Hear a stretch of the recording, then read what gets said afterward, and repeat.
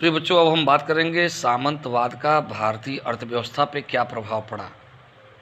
इस टॉपिक को हम क्लियर करेंगे। थोड़ा सा कुछ मैटर आप लोग भारतीय सामंतवाद का समाज पर प्रभाव, जो मेरा वीडियो है उसकी भूमिका जरूर पढ़ लीजिएगा आप लोग, ठीक है ना, कि कब उसकी शुरुआत हुई, क्या प्राचीनता है और उसका स्वरूप क्या था। उसके बाद सीधे इस पर आप आ जाएंगे।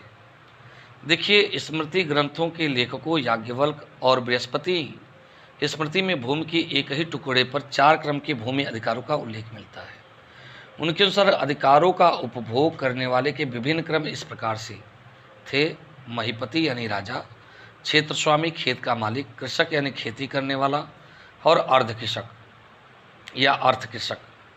तो भूमि अनुदानों में भूमि पर वर्गीय अधिकारों और अर्ध काश्तकारी का मार्ग प्रशस्त किया, और इस परंपरा के कारण जमींदारों की उत्पत्ति हुई, जो किसानों के द्वारा पैदा किए गए अतिरिक्त उत्पादन यानी जिसको सरप्लस प्रोडक्शन है के आधार पर अपना जीवन व्यतीत करते थे। तो इन जमींदारों की मैं बात कर रहा हूँ। तो पूर्वी और दक्षिण भारत में आर्थिक संगठनों का व्यापक भूमि अनुदान, धन और काफ़ी बड़ी संख्या में पशुओं आदि के साथ अगर देखा जाए तो उड़ीसा के रत्नगिरी, बिहार में नालंदा में विशाल भूभागियों या जमींदारों के रूप में उदय हुआ, क्योंकि इन्होंने अनुदानों के फलस्वरूप विशाल भूमि को प्राप्त किया था। नालंदा का क्षेत्र जो एक बौद्ध विश्वविद्यालय था, वो 200 गांव का उपयोग करता था। तो आगामी दौर के शासकों के वंशजों ने भी जो मंदिरों को, जो भूमि और गांवों को अनुदान दे रहे थे, उनको देवदान के रूप में इसका वर्णन किया है। पल्लवों के समय में भी मंदिर के सेवकों को वेतन के लिए भूमि को दिया जाने वाला इसका परिणाम अस्पष्ट है या अस्पष्ट परिणाम पता चलता है। अब धार्मिक मठों को भूमि से लाभ प्राप्त करने वाले हो गए, और वे अपने जैसे अधिकारी, कारीगर, संगीतज्ञ, सेवकों आदि को जमीन खंडों में देते थे। इस प्रकार से जमीनों को लगान पर भी देते थे। इसी प्रकार से मंदिरों की भूमि को खेती योग्य करने के लिए किसान को किराए पर लगान पे दे दिया जाता था, ठीक है।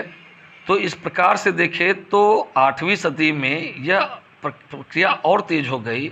इसने किसानों को एक ऐसे वर्ग को जन्म दिया जो करों के अत्यधिक बोझ से दब गया, जो भूमि में उच्चतर अधिकारों से दिए जमींदार वर्ग के लिए जीविकोपार्जन का आधार बन गए। अब देखिए, प्रारंभिक मध्ययुगीन कृषि आधारित अर्थव्यवस्था के बारे में कई मत सामने आए। एक तरफ इसे सामंती अर्थव्यवस्था की उपज बताया गया, तो दूसरी तरफ किसान राज या समाज बताया जाता है। तो भारतीय सामंतवाद की प्रमुख विशेषताएं हैं जो अर्थव्यवस्था को प्रभावित की थी। पहली बात तो यह है कि पदानुक्रम पर आधारित भूपति बिचौलियों का उदय हुआ।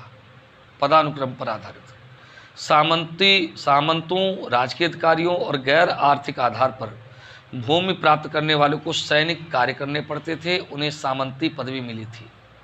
अनुदान पाने वाले को अपनी भूमि पर खेती करवाने के लिए अपनी भूमि कई प्रकार के लोगों को देनी पड़ी, जिससे विभिन्न वर्ग के बिचौलियों का उदय हुआ। इसमें कुलीन, भूमिपति, पट्टेदार, जोतदार और कृषक थे। यह पदानुक्रम प्रशासनिक ढांचे में भी नजर आता है, जहाँ पर जमींदार जागीरदार संबंधों का उदय हुआ।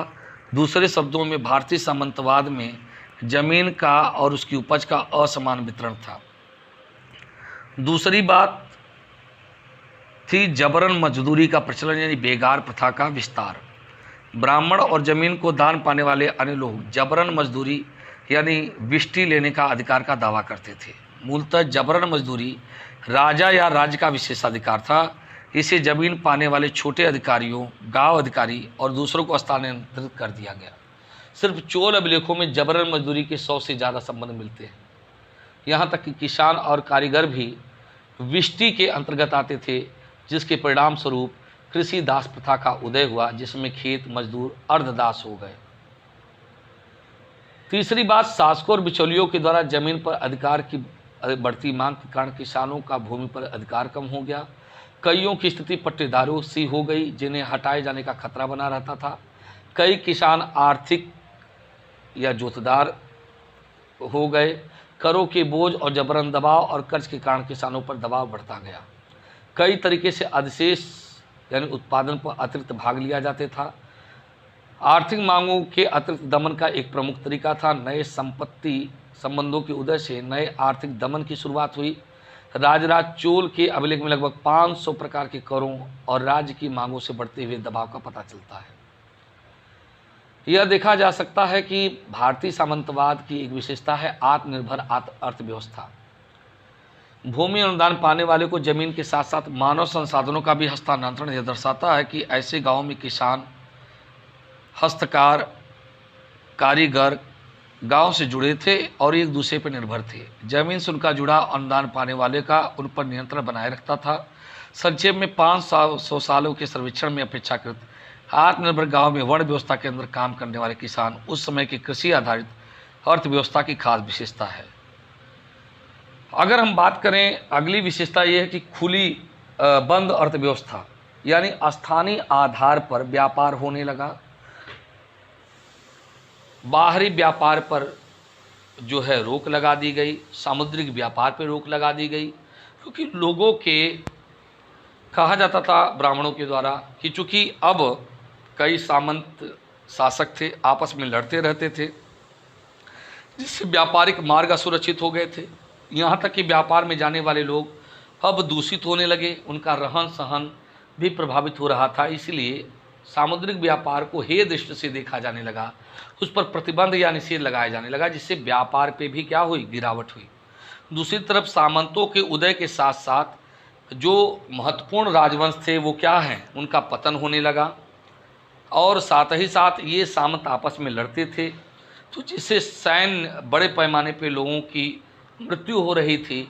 तो ऐसे में मनुष्यों की गिरती हुई आबादी का भी प्रभाव व्यापार पर पड़ता है। सेना के रखरखाव में खर्च बढ़ने लगा, जिससे कर अधिक लगाए गए, जिससे क्या हुआ, व्यापार पे अत्यधिक कर लगने से व्यापार को नुकसान हुआ। साथ ही साथ जब कोई राजा दूसरे शत्रु देश पर आक्रमण करता था तो वहाँ के नगर को लूटता था, वहाँ के व्यापार को प्रभावित करता था, जिसकी वजह से व्यापार को हानि हुई, व्यापारिक मार्ग असुरक्षित हो गए। इस प्रकार से देखा जाए तो पूर्व मध्य काल में सामंतवाद की वजह से न केवल राजा के अनुदान में कमी आई, बल्कि सामंती शासकों का उदय हुआ और भूमि अनुदानों की संख्या में वृद्धि दिखाई पड़ती है और एक तरह से बंद अर्थव्यवस्था की शुरुआत दिखाई पड़ती है। धन्यवाद।